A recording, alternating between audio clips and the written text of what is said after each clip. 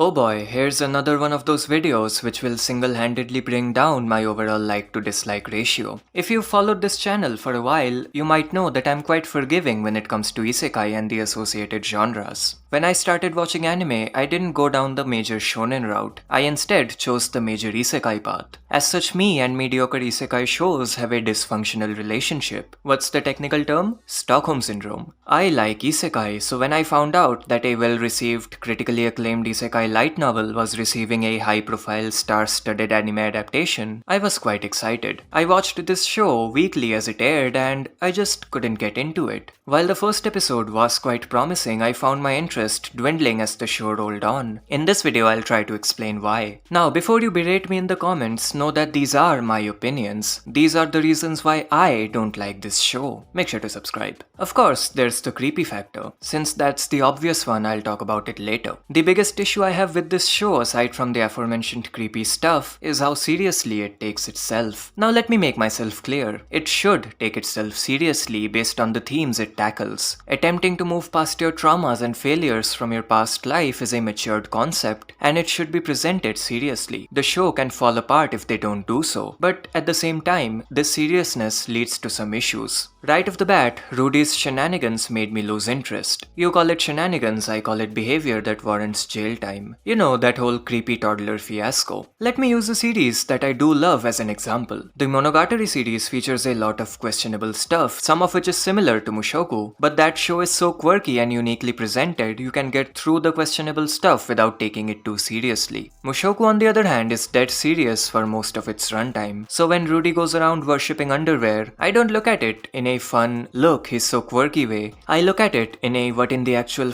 is wrong with this man way. Does that make sense? Basically, since most of this show is serious and has a matured presentation, the scenes which are hopefully supposed to be comedic in nature end up coming off as weird. Again, to me. Although even if I look at those scenes in a vacuum, I don't find them entertaining in any way. Who is this for? If you find this stuff funny, good for you, I guess. I don't. If you find this stuff relatable, I implore you to turn yourself in to the authorities. Rudy's behavior was an aspect I could not get behind or turn a blind eye to. It basically made me roll my eyes at everything he did throughout this series. That's two eye-related figures of speech, I swear it wasn't on purpose. Rudy's questionable behavior was one of the biggest reasons why the first few episodes didn't grab my attention, or to be more accurate, why they did grab my attention but lost it shortly thereafter. The first episode did stand out to me, although that was largely because of the production value. Another issue I had with this show is also tied to the same cause. I felt like a major chunk of this show was dull. I have seen and read a lot of isekai and or fantasy titles. I mean a lot. And in my mind, I associate this group of genres with a junk food-like sense of fun. The entire sequence of episodes post Turning Point 1 involved the group going to a place, doing a thing, leaving and repeat. Also, I didn't find the said thing all that interesting. Now again, in theory, this should have been good. Depicting the classic hunting fantasy monsters in a brutal and realistic manner is a good thing. Oh, you want to take on this quest? Here's a 50-foot cobra on steroids waiting to tear you apart. Oh, what's that? Slavery? That's actually a bad thing, even in another world. This is an aspect that should have benefited from how seriously this show takes itself. It should have been a breath of fresh air in a genre which often presents these concepts in a light-hearted manner. But to me, it fell flat. And neither the premise nor the execution was at fault. It's just that I couldn't get into these episodes because of who the protagonist was. In my mind, Rudy is a weird individual. As such, I find it very difficult to root for him in any situation. Rudy is the issue. No matter how promising the plot is, I cannot get into it because of him, for reasons I already mentioned. I was essentially watching a series without a protagonist at this point, because he ain't my MC. At this point, I do not care about Rudy, especially after a certain event that occurs later on. I'll talk more about that in a bit. And since his character is the most important thing about this series, I do not care about this series. The slight amount of intrigue I had was gone by the end of the first core. While the concept behind his character arc is really good, it stopped appealing to me because of his behavior. And I know what you're thinking. Well, probably pretentious, that's way too long, nobody would ever say that name out loud. Let me rephrase that. Well, Rudy is supposed to be creepy. That's his character flaw. He isn't perfect, nobody is. Well, Mr. viewer. That doesn't change the fact that I have to put up with his uncomfortable behavior for over 20 episodes. I don't know if he does change, but he hasn't yet, and it's been a while. When you introduce a character flaw, you are supposed to resolve it, either by removing the flaw somewhere down the line, or presenting the flaw as something the character can be proud of. You can't just introduce a flaw that affects people's viewing experiences in a negative way and do nothing about it, assuming I'm not the only one who's bothered by this stuff. Of course, the show has its positives. As I mentioned, some of the ideas and concepts are promising, and the all-around production value is really impressive. The show, at least the first season, featured a stacked lineup of animators. The direction was matured and focused, and the animation largely kept up with the directorial ambition. While it didn't look anywhere near as impressive as the pre-animated trailer, it did look really good. The quality dipped a bit in the second core, but it wasn't really an issue to me. This show looked great. It was a high-profile production, and the visuals are the only reason why I'm still watching this show on a weekly basis. Although the second season is a lot weaker. The compositing is underwhelming with poor blending and excessive grainy filters. The drawing consistency is lower and the animation is largely lacking, with a couple of scenes looking bad. Kyukawa is trying his best to carry the action side of things, but there's only so much he can do. I hope we get a few of those all-star lineups this season. And now, let's talk about the event.